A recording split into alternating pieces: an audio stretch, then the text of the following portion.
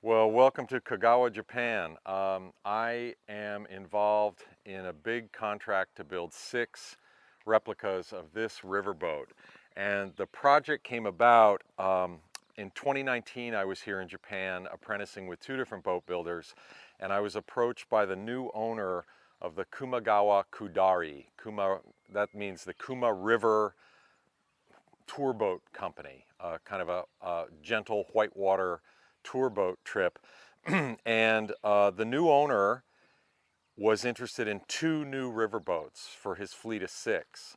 And so I was eager to work with him on that. The original concept was that I would go to Kumagawa, to the Kumagawa River, at their facility and work with 2 of their elderly boatmen who were the last to have built these boats. And what happened, COVID hit, and of course, excuse me, I couldn't come to Japan. And then in the summer of 2020, that region was hit by some of the worst flooding in history. And the entire fleet was destroyed, and the entire waterfront infrastructure was destroyed. And so the owner got back to me and said, we no longer have any place for you to work, but now we need a whole new fleet of boats. We need 6 new boats. And so that set in motion discussions I had here with a partner that I'd worked with in 2017, building a new tour boat for Ritsurin Koen, which is one of Japan's most famous gardens and is located about 45 minutes west of here in Takamatsu City. And I approached them and said, could we work together again? Now I've got a big project and I need the help with infrastructure, shop space, procuring materials, nails, wood, etc. And so they said yes, and we then had to wait out COVID so I could come here and go to work.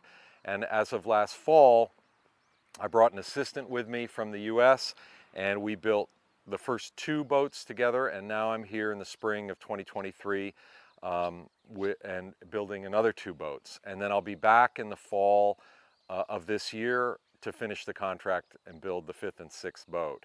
So this is the type of riverboat, and swing around and get a look at it. A very traditional style from that part of Japan. The interesting horns here are for a steering oar at the bow. So there'll be 2 boatmen, one at the stern on a sculling oar and one here at the bow, who literally sticks an oar through this notch and can pull and push the bow of the boat from port to starboard. The boats have to negotiate some really tight turns in the river. And from looking at video of it, it looks incredibly perilous thing to do, but it's what they do, and the boatmen seem to survive. This boat is mostly fiberglassed on the exterior. That's just necessary because these boats do hit the rocks, and in this day and age, it would be just incredibly expensive to keep constantly fixing, repairing traditional wooden boats. These boats historically were more or less expendable. I talked to an 85-year-old boatman when I was in Kumamoto last fall, and he told me he'd worked on building 40 of these in his career as a boatman. So, like a lot of these river tour companies, the boatmen became the builders, and they were relatively unskilled builders, and it didn't matter. They were kind of throwing boats together. They might have a 5 to 10 year lifespan, and they'd toss them out. But with fiberglass coming in, the boats became much more durable. And in fact, the boats I'm building to replace these are also being professionally fiberglassed by a firm down in Kyushu. And I have no problem with that because, there's too much money and labor and time in these boats it'd just be completely unviable to have them, get broken apart in 5 or 10 years. So other than that, it's a traditionally built boat, and we're building it with traditional methods as well. The other really interesting thing, and you can see it better on this boat outside, is this curve, this upwelling in the center of the hull. And this should look strange to you because most boats have a convex curve to the bottom. That's called rocker. And a lot of reasons for rocker, but one of the reasons for rocker in a boat is it allows it to turn easier. So if you think of a perfectly flat bottom boat, that's going to be a difficult boat to turn because it's like a fin really in the water and you're fighting that to try to turn the boat. When a boat has rocker, the more rocker it has, the easier it can turn because it's reducing that resistance, that hull resistance to turning in the water.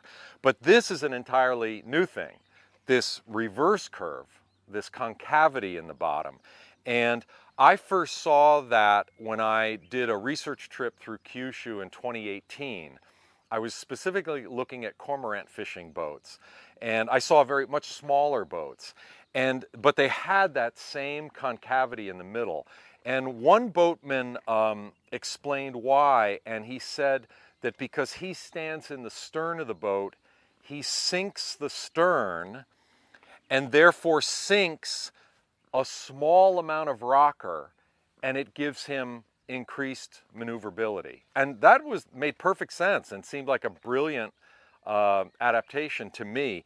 But the boatmen on the Kumagawa River, they had a strange explanation that this concavity was about trapping air and somehow helping lift the boat.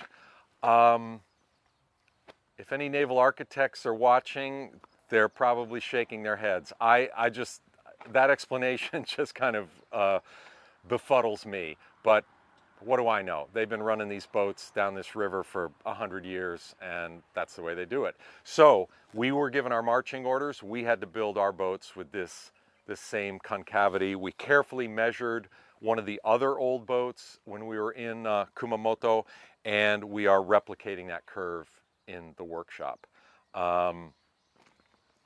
Not much else to say about this. The boats get metal lifting straps get added because in this day and age, when you take the boat trip down the Whitewater River, at the end of the trip, a crane truck lifts the boats and drives the boats back to the start. In the old days, the boatmen pulled the boats back upriver, but now they use trucks and cranes.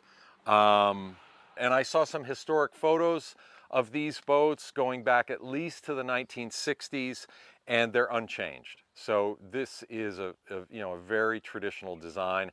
And I also looked at some historic fishing boats of that river, and they all shared this same general arrangement and shape. But this is quite big. The boat's 10 meters long and it's rated for 15 passengers and 2 crew. It was great because of COVID.